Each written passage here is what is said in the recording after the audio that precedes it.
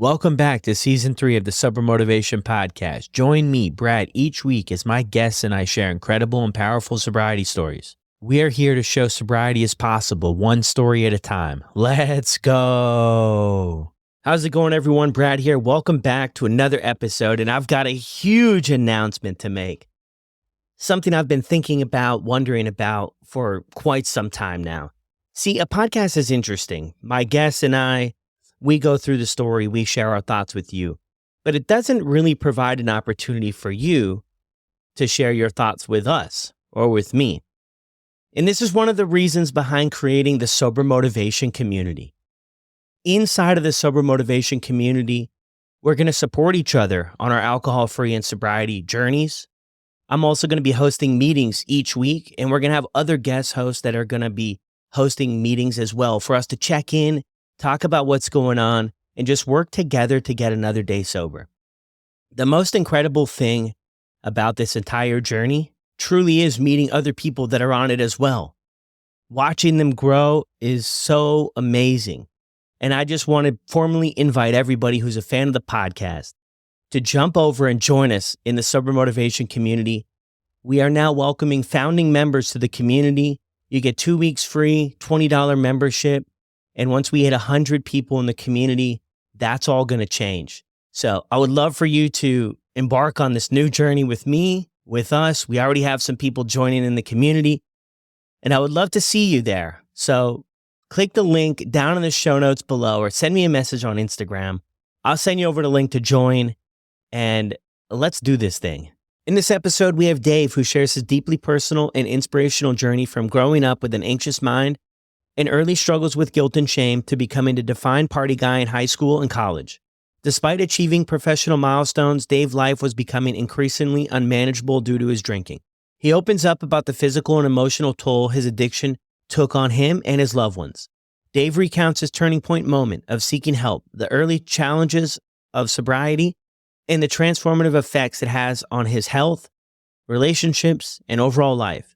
Dave and I discuss the importance of replacing drinking with healthier activities, the persistent struggle with alcohol cravings, and the crucial role of self-awareness and support systems in recovery. And this is Dave's story on the Sober Motivation Podcast. Welcome back, everyone, to another episode. Brad here, and I have a massive announcement that I'm so excited to share with everybody. Since I started this podcast, a podcast is interesting, right? Because it's me, my guests, sharing with all of you. And it's not really a platform that allows all of you to share with me, which I love so much. And that is why I have just recently launched the Sober Motivation community. And this is going to be incredible. We are officially starting in September 1st, but there's a 2-week free trial for everybody to join and check things out in the meantime. What you're going to get with this trial and with this membership is a ton of support. I'm going to be hosting meetings inside of the platform. We're also going to have other guests that are going to host meetings as well. I'm going to be putting together some bonus podcasting content and a lot of really cool stuff. But most importantly, if you're on an alcohol-free or sobriety journey, you're going to be amongst others who share a similar story to you and who are just working on getting better and improving our lives every single day. And we're going to do it together. So this is your invite to be a founding member of the Sober Motivation community. I would love to have you. Can't wait to meet you, and I'll see you on the inside. Welcome back to another episode of the Sober Motivation Podcast. Today we've got Dave with us. Dave, how are you? I'm doing great, Brad. How are you? I'm good, man. Thank you for reaching out and being willing to share your story on the show. You bet. So what was it like for you growing up?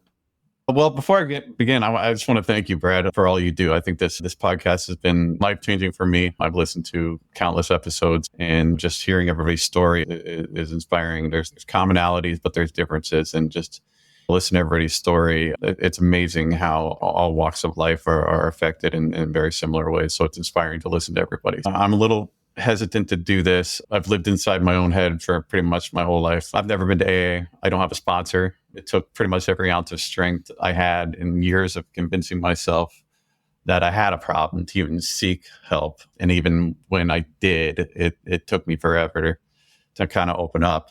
And today I'm 4 years sober. And as someone in recovery, I'm convinced that I have an obligation to help others in a similar situation. So with that in mind, that's where I began. So ever since I was a little kid, my brain has always kind of been in overdrive, mostly with thoughts of guilt and shame, but for no real good reason, which of course made me feel even more guilty and shameful, which is kind of the catch-22 of it all. Grew up in a middle-class family, medium-sized town in Ohio, child of the 90s, third of 4 boys. So as a Gen X middle child, I had pretty feral childhood. Not that I was necessarily forgotten about or neglected. I always just tried to avoid making waves and made an effort to fly under the radar. To this day, I hate putting people out or even the mere appearance of being a burden on someone. My parents are amazing people, married forever. They work their butts off trying to provide for us, blue collar. And they're also trying not to kill us because you can imagine 4 boys in a house. It was pretty interesting growing up like that. Again, I've always felt guilty about that too. They worked so hard to clothe us, to feed us, make sure we had a great Christmas and a loving home. In fact, I still feel guilty about that. I feel like I'm trying to make up for it every day. But again, raising 4 boys takes a lot of time and energy. So just trying to make up for that is a constant battle. Anyway, so that combination of an anxious mind and the need to keep everything inside kind of creates an almost unbearable amount of tension. And I was kind of constantly feel like I was ready to blow. So that was kind of how my childhood went. Yeah. Interesting there. Yeah. That's busy. 4 boys. My goodness. I was even thinking about that. You said anxious mind. That brings me back to when I started this whole internet thing, how this whole thing started with me sharing stories and everything. Go back 6 years, 7 years. I was like, I want to be a writer. And I never did well with academics or anything. That's why I speak on the podcast. And I created this piece, this blog it was at the time. And it was actually called The Anxious Mind. And it was about never feeling good enough and always just being inside my own head. That kind of took me back to where it had a decent response from, it wasn't like a viral thing or anything, but people were like, wow, the vulnerability in that was really cool. So I can relate to that anxious mind in a sense of it just never stopping. How do things look for you, like moving, through those early years? Yeah. It was a good childhood. Even though I had that anxious mind and everything was, I felt that guilt and shame. Again, I have no reason for it. It's just the way my brain worked. I still had a great childhood. My family was great. I had a lot of friends. I participated in a lot of sports. I got pretty good grades. Moving into high school, I was fairly popular, got along with mostly everyone. I made a real effort to do that, mostly because I felt like I needed everyone to like me. But the town I grew up in had a reputation for hard partying among its teenagers. And I'm sure it had a lot to do. Well, I'm sure a lot of mid-sized Midwestern towns do. There's not a whole lot to do. A lot of teenagers find the booze, and that's what we did. The first time I drank, it was on a visit to a nearby college campus. A friend's brother was a student there, and his band was playing in his backyard. And my friends and I were hanging out, and somebody came by with an armful of beers, handed them out to us, and said, "Cheers." Cracked it open, put it to my mouth, chugged it down in about a half a gulp, and didn't quite like the taste of it. But as soon as the icy rim of that can touched my lips, something changed. I think back on it now, and clearly biology was at work there. Something told me right then and there it was something special. So listen to that terrible band play this just shitty music in the sweltering heat, drinking those watered down beers. Everything just slowed down for me. And I never experienced that before. I know a lot of people have a bad experience the first time they drink and it doesn't happen for a while again. And they come back to it. Not for me. I knew it was my thing as soon as it was for me. It was the answer. It calmed my mind. And I felt like it made me more likable. I'm not sure if it did, but it certainly felt that way. From that moment on, I was partly defined as the party guy, just the guy who drank a shit ton, right?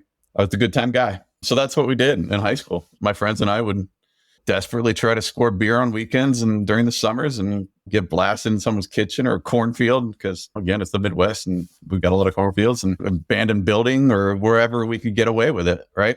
But even among my friends who were big-time drinkers and big-time partiers, I was the drinker of drinkers. I never stopped until I physically couldn't anymore. Again, thinking back on it now, I just thought I was the strongest partier of them all. But no, there's clearly something more at work there. Well, I even thought it was interesting in what you had sent me before we jumped on here too, is that it was this like a love affair in a sense, like that first time, right? Because you're right, people do share different experiences, right? Some people, they get right into it from the beginning, and then other people, it's, yeah, you get sick and it's like, okay, well, I'll take a little break for a bit. But it is so interesting, Dave, what you bring up there to where it checked some of those boxes for you.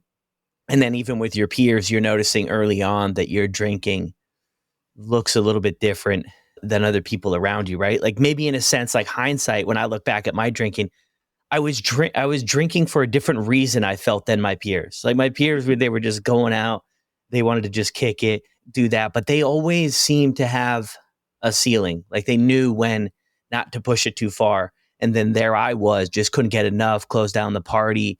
They have to carry me out. And that started for me too. That was, I started off early on. I'll never forget that first time. The first time I walked into this party, it was on a college campus. I'd never drank before. My folks weren't drinkers. I never really saw people drunk. I never understood the concept of alcohol. It's such a weird thing. I never grew up around that. I didn't know anything about it, but I walked into this party. They had the cooler there. It was like some sort of juice, Everclear and fruit, and it was just disastrous.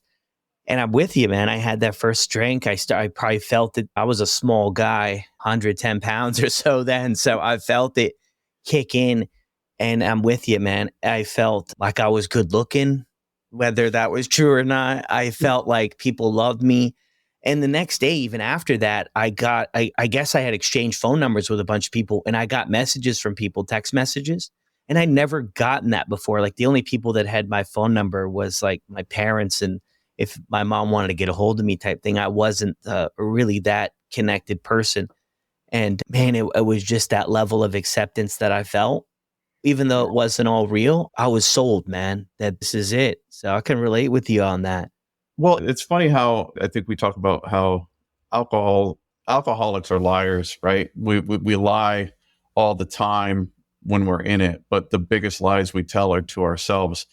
And it starts back then, right? It lulls you into thinking you're better drunk than you are sober, right? I felt like I was cooler, but I probably wasn't. I mean, how cool are you when you're stumbling around a party and just slurring your words and being loud and obnoxious? Some 15, 16-year-old kid just being the most obnoxious person in the room. Yeah. Did you have any experience? Like, was there a lot of drinking growing up or not really? Not really. I mean, drinking was always around. I grew up in an Irish Catholic family, so it was a regular thing. I had relatives who were alcoholics, but they weren't close relatives. I didn't see them very often. So while the biology is there, the genetics were there, the exposure wasn't necessarily there. My dad was a regular beer drinker, but I never saw him out of control. I never saw him what I would consider drunk. There were times when we went to family get-togethers and I saw people having a good time, but I never saw anybody where it really stuck out in my head. But it was part of the culture. It was, like I said, an Irish Catholic family. So it was always around. But again, I think it was just my makeup at work. But it was very interesting. Yeah. But yeah, that's how high school went for me. But it was okay because I was still flying under the radar, right? I was still getting good grades. I was still doing what I needed to do. I still had a lot of good friends. I was quote unquote a good kid, right? I got into all the colleges I applied to. I got good test scores. And I went to college, and college, that was different. Before I get back into that, I think that what kept me grounded in high school, though, were a couple of different things. And I think this is kind of a common theme that wound itself way back and really kept me grounded my whole life and continues to today. And I was blessed with two things: a good moral compass, and I have my parents to thank for that, and the love of a wonderful girl. I started dating my now wife when I was in high school. She was 15, I was 16. And she's stuck with me we've been together for literally 30 years now. And she's the mother of my daughter. And I'm convinced it's those two things that have helped me fight and win that sobriety today. And without that innate moral compass and the love of my wife and now my daughter, I couldn't win that battle each and every day. But anyway, after high school came college, and then the reins came off, right? Because things got really interesting there. That's when all the rules and routines went out the window. I drank my way through college, but I went to class and still got decent grades. But it became a full-time gig. I drink all day long into the nights on weekends and every night during the week. I'd scrounge through couch cushions to find loose change to buy $4 12 packs. And I think I had my first inkling of a problem when, again, we'd be partying and I find myself waiting for people to pass out because one of my favorite things to do at night is sit alone and drink by myself and close out the night and just listen to music and just polish off the rest of whatever I had in my hand, whether it was that last 6-pack or the whatever was left in that bottle.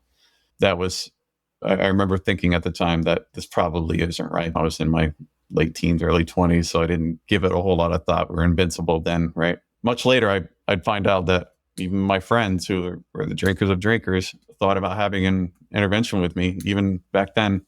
Not that it would have worked at the time, but I think back on it now and I imagine how life maybe could have turned out differently. But not that I'm blaming them. It just clearly from an early age, the signs were there.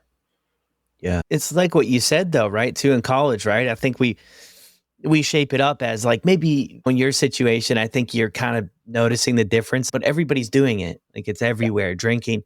You know what I mean? Like you're kind of realizing it sounds like at this point that maybe there's another level to the way you're drinking, but I think it can be easily justified when we're younger.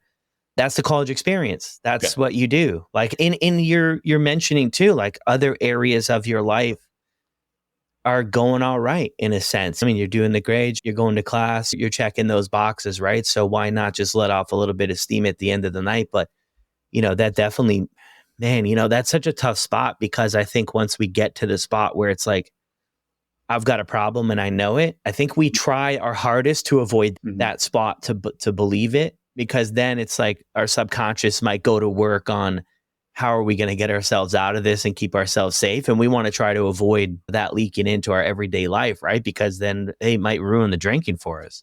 Yeah, you're 100% correct. And again, it goes back to the lies we tell ourselves, right? Because even though those subtle signs, quote unquote subtle signs, even though the ones we may not see, but even the obvious ones we downplay, right? I mean, I can remember so many times, even as a young person, like it's a miracle I'm alive today. There are so many times when I could have done something so stupid that I could have easily died, right? I remember clearly, I've driven drunk, right? It's a miracle I didn't hurt myself or God forbid hurt anybody else. I remember during college, we all went up on the roof of my apartment complex and it was a staggered roof and it was a tar covered roof and it was at night. And I remember running across the roof and I forgot it was a staggered roof and it was a tar covered roof. So it was black. I couldn't even see my feet. I fell off, went 6 feet down, fell on my face, split my chin open.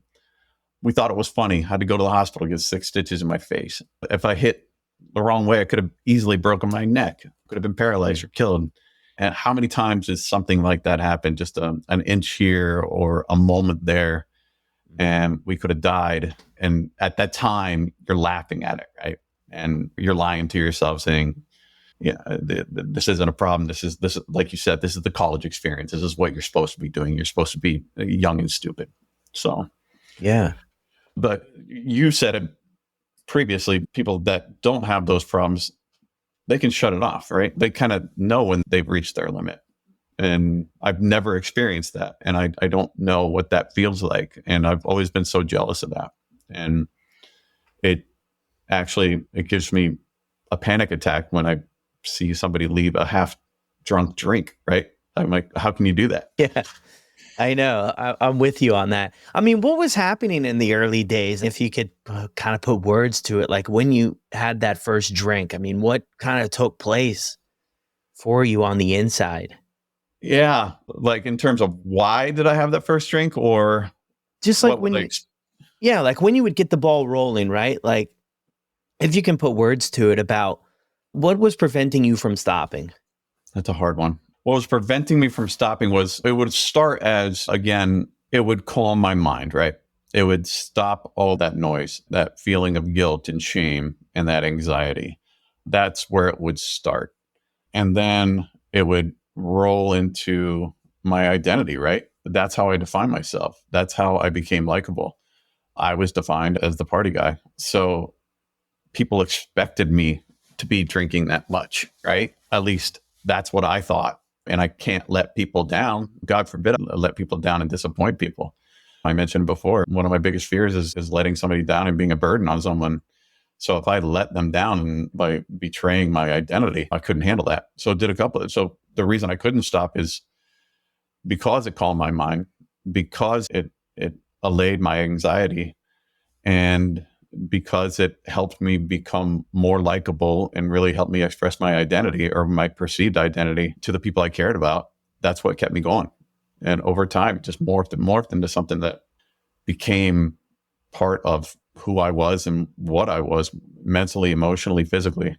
I just had to do it. It became a compulsion that I couldn't stop. Yeah. Beautifully explained. Beautifully explained there. I can relate with you too on that. I mean, for me, I always look at it like that first party I went to where it just checked all the boxes. I mean, it Yeah. worked so well. I mean, I think that's one of the most dangerous things with it is it Yeah. works so well. And then as we know in all of these stories, there's a point where it doesn't do what it once did. In a sense, it starts to create a bunch of problems. But looking back at those early years, I kept drinking to try to get back to what was.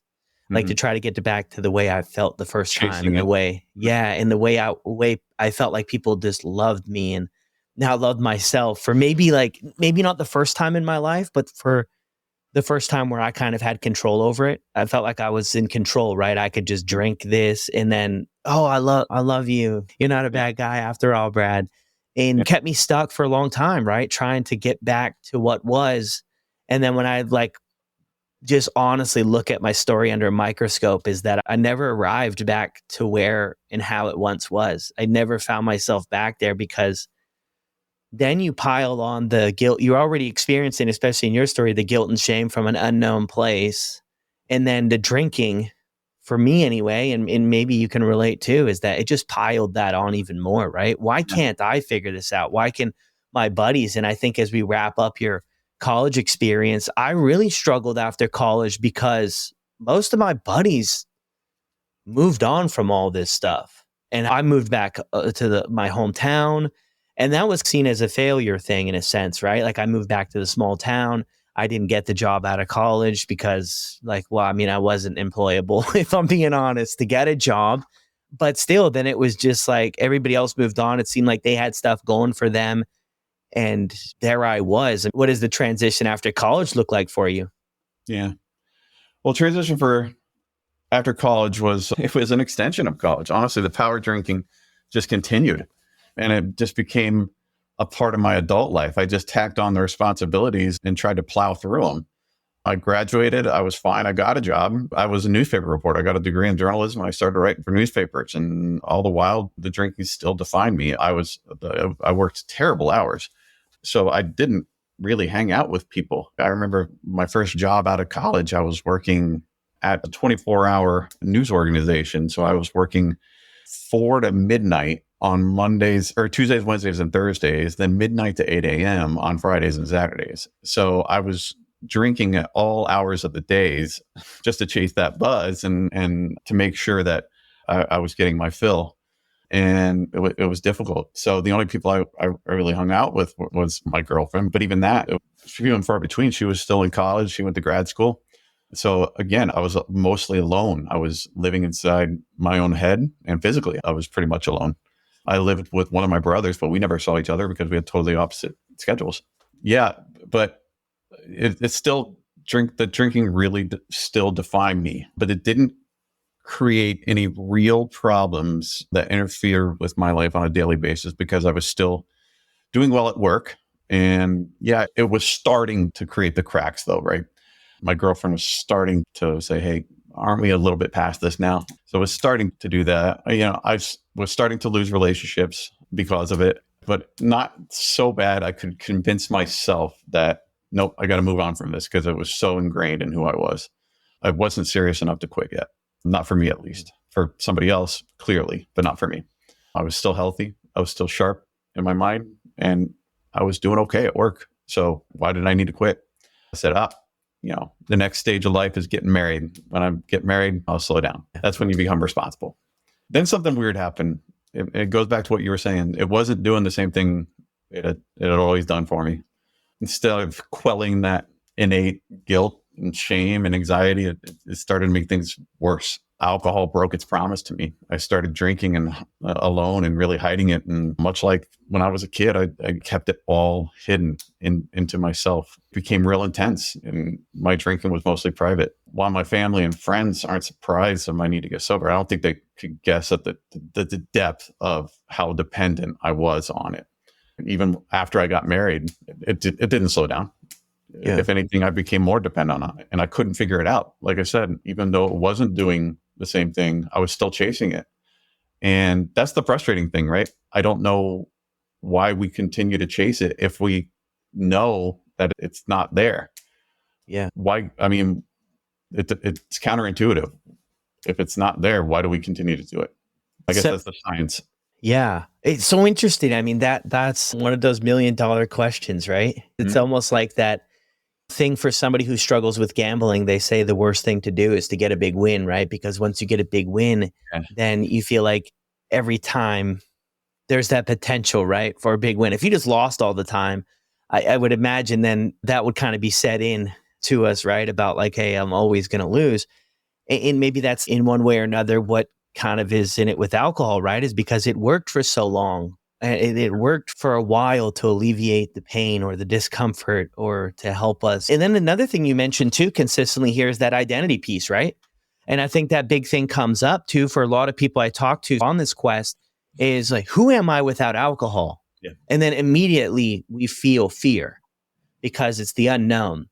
And I look back at my story too. And even though it was extremely destructive in my life, I knew what to expect. Yeah. And I was more comfortable going into situations where I knew the disappointment, the guilt, the shame, what to expect, then to take a shot on myself or risk it to go against the grain in a sense to the unknown. Like the unknown was extremely terrifying, even though the known was destroying my life and everything around me. I was comfortable or more comfortable in that space, which is like really, I think, when the cycle really picks up. What age did you get married at?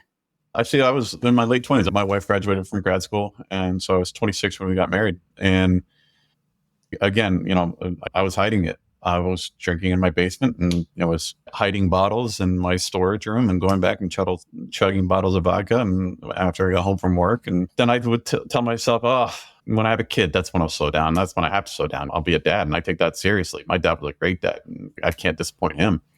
And then in 2013, my wife got pregnant, and I told myself, okay, it's time to slow down. But what did I do?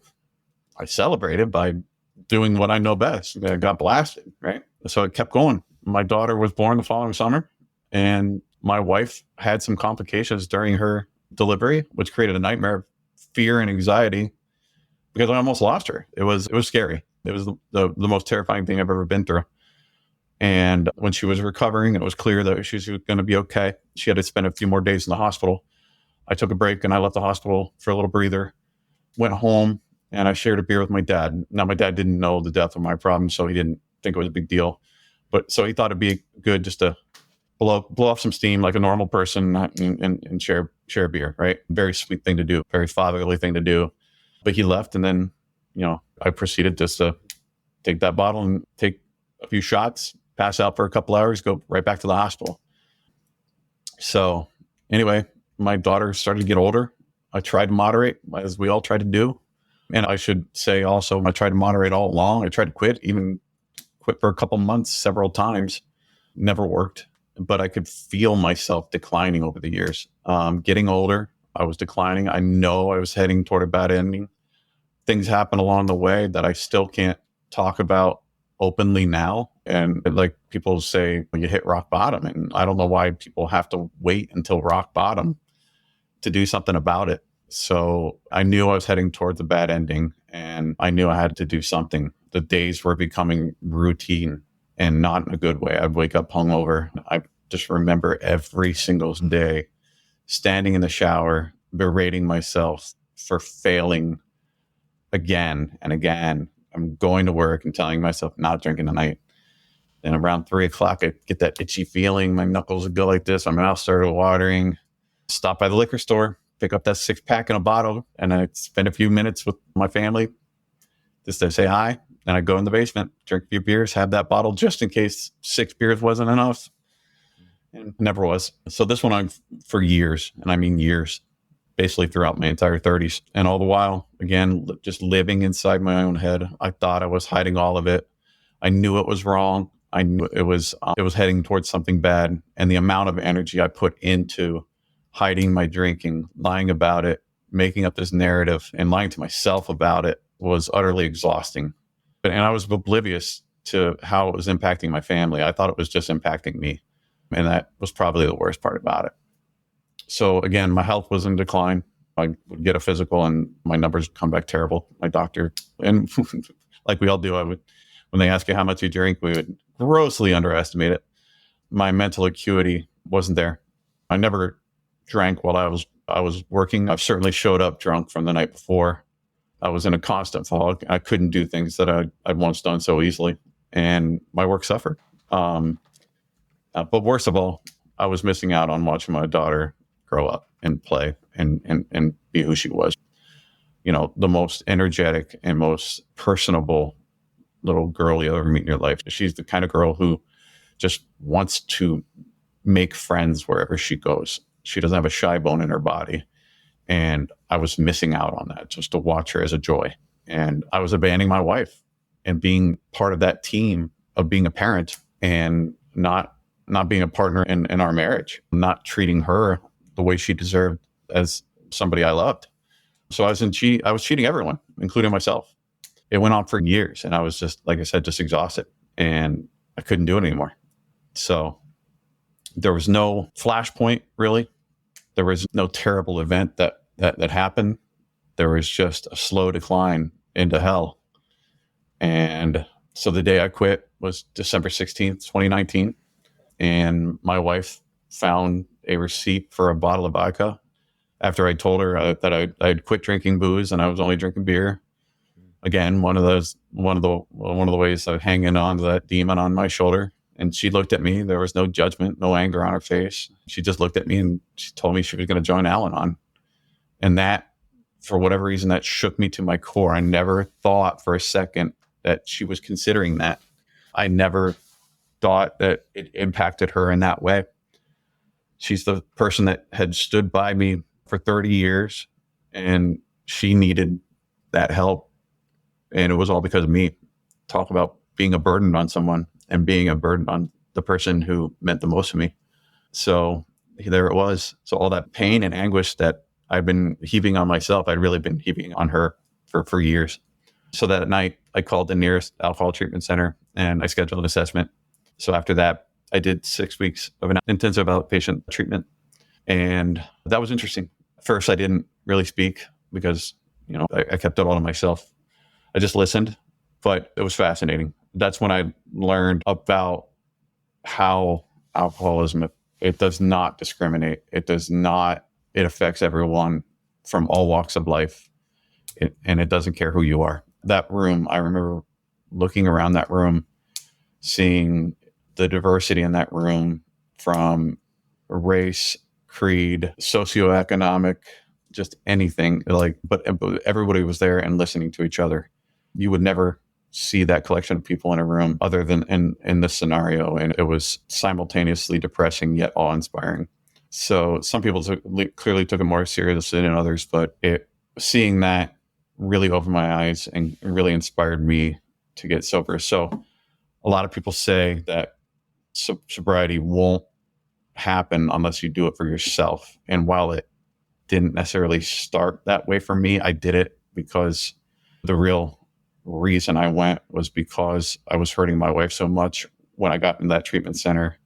And I looked around and I saw how it impacted everybody else. That's when I realized how it was impacting me. And that's when I knew that I had to do it for myself. Yeah. What I struggled with was, in addition to not wanting to be a burden on other people, I often think that my feelings don't really matter in the grand scheme of the world, right? The Earth's 4.5 billion years old. There's billions of people on the planet. There's trillions of people that have lived. What does it matter that my feelings, why should they matter one bit? But I learned that they should look at the opposite way, right? Of the billions of people on the planet, there's only one me, and there's only one experience that I've ever had. So that's special. We should hold on to that. I should respect that. And I try to hang on to that every day. And that's part of what keeps me sober every day. So. Wow, man. Thank you so much for sharing that.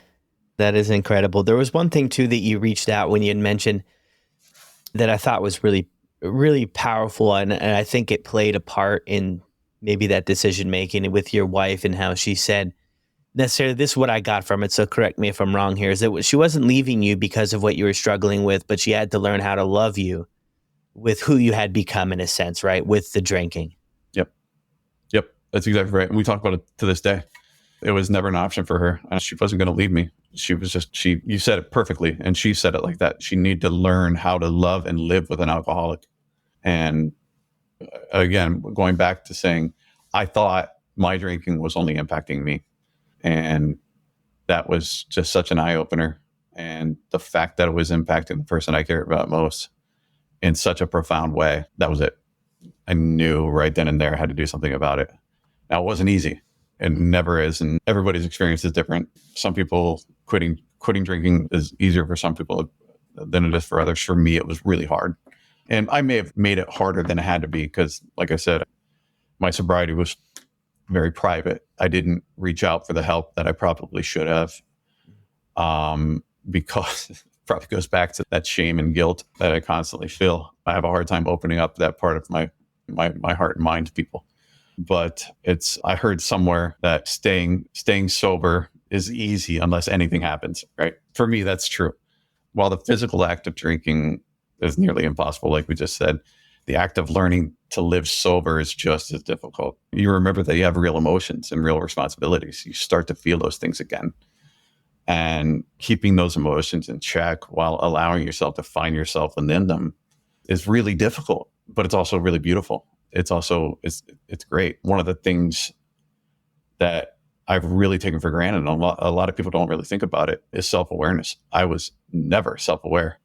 And I know who I am now. And I know how I react in situations. And what part of what I learned in therapy was CBT and playing that tape, right? So the self-awareness and, okay, if you have that drink, what's going to happen? Play that tape, what's going to happen? I'm rolling out all the cliches, but these cliches exist for a reason. The easiest drink to say no to is that first one. So anyways, again, it's knowing yourself. It's being self-aware and being able to make those decisions based on that awareness and knowing what's going to happen. So educating yourself on who you are and what you need to do to live a happy and fulfilling life, and a life that makes those you love happy. Yeah. Even going back there a little bit too. I love all the cliches, by the way. But even going back there too, about first starting it out, right? Getting started on this journey for your wife, in a sense, right? For the relationship with your wife and your daughter too, maybe as well. Getting started on that, and then kind of that transferring over to yourself. I think there's a lot of people who start out there. And I know in my story, I didn't feel worthy. Like, who am I to, like, I didn't really care about myself. So it's like, well, everybody's like, well, you got to get sober for yourself. It's like, yeah, that's great. But I don't really care about myself. So it was a lot of the stuff about having that understanding of how this impacts everybody else around us. And I think that's an incredible way to start. And I think if you do start there, eventually when we sober up a little bit, we start to see things a lot more clear. We start to kind of understand and unpack things a little bit, and can really start to work on coming home to ourselves, loving ourselves, I was like, what are you guys talking about? Love yourself. Come on. Who are you kidding here with this stuff? There's no way.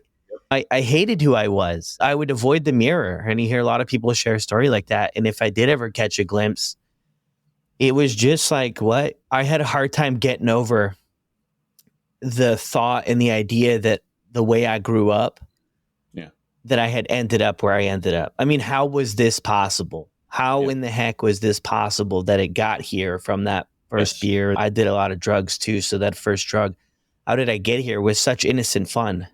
And all my friends who were there the first time I did this or first time I did that, they'd moved on with their life. Like, what was so weird and so strange? What was I weak? Was I not able to figure this out? Was something just wrong with me? These questions constantly go through our minds, right? Like, why am I so different? Why can't I figure this out? And it just beats us up. And then we seem to just keep the cycle going. Yeah, you're 100% correct. I've had that exact same conversation in my mind 100 times. Yeah. So you make this decision. I mean, to get out of this, dude, I mean, you got to crack a smile here. This is incredible. It was a painful journey for you, but now here you are. When you messaged me the first time, 1,661 days, there's more since then. I mean, what's changed in your life, right? Since a couple months into this thing and in up till now?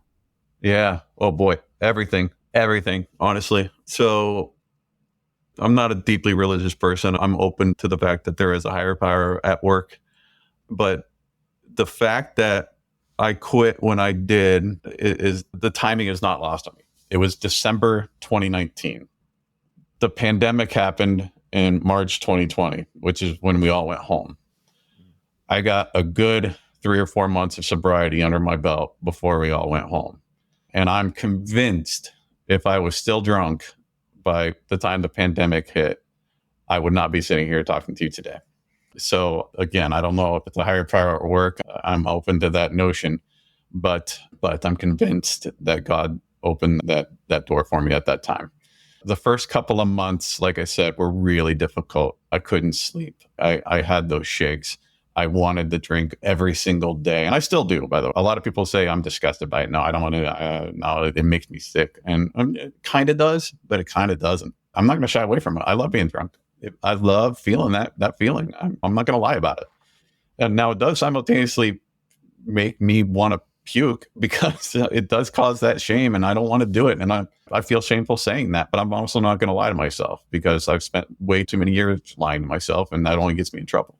So anyway, those first couple of months were hard, real hard. It's the hardest thing I've ever done. And I'm convinced it'll be the hardest thing I ever do. But I had to find something to replace that because we put so much energy into drinking and lying about drinking and convincing ourselves that it's okay and hiding it from others. I honestly started just walking. I just walked and so I spent time doing that and it just started that simple. And that's when I started listening to your podcast, to be honest with you. I would just start listening to podcasts and I came across yours and started listening to other people's stories and that kept me motivated. And from that, things started to get better. Not easy. It never got easy. It's still not easier. It just gets a little less hard, right? But that helped me realize that you have to replace drinking with something, right? So I kind of threw myself into fitness, which it took me 40 years of my life to get fit. And I've never been that guy. I've never been a fitness guy. And I don't do it because of some desire to be a physically fit guy. I do it because that's how I calm my mind. So instead of the alcohol calming my brain and my anxiety, it's the physical activity. And so I've since stepped that up and I continue to do it to this day. I have to do it every day to replace that. So anyways, I'm a lot healthier. Every time I go for a physical now, my numbers come back almost perfect. I've lost a ton of weight. I'm healthier than I've been since I've been in high school. So physically, I'm healthier. Clearly, mentally, I'm healthier. I'm a better father. My daughter probably knows more about drinking than at 10 years old now than she ever should. Thankfully, I got sober when she was 5. And hopefully she doesn't remember all that much, but enough to know that she's proud of me and she knows how present I am now. So that has changed. She's my best friend. I tell her all the time, you're my best friend. You're my best friend, Dad. I know I'm a much better father. I know I'm a much better partner to my wife. We work together now. We have a fantastic marriage. So everything is better. My career is better. I feel smarter. I don't know if I am, but I feel smarter. So I'm at least sharper. I feel like I can do what I used to do at work now. I'm not in that constant haze or fog. I always consider myself a relatively intelligent person, but I was holding myself back with booze. And now I'm not held back. So literally every facet of my life is better. So yeah, you ask what's changed, Yeah. No, literally everything. So yeah. Everything. How do you find like your relationship with yourself internally? How do you find that looks, where you're at now? yeah, that's a good question because on the surface, it's all a lot better, but I still struggle with it. Again, I'm not gonna lie about it. I still feel that shame and guilt. I still am looking at ways to deal with it. But I mentioned it before, I'm much more self aware. I know myself better, which makes me better equipped to handle life. I'm able to make better decisions about what life throws at me. And that's empowering, right? I like myself better. Not all the time, because I do feel shame. I constantly have dreams about drinking and I wake up shameful about it. I'm, flogging myself mentally and saying, what the hell's wrong with you? So I'm working on it, but Yeah. it's a damn sight better than it was 4 years ago, even 2 years ago. So Yeah, that's beautiful.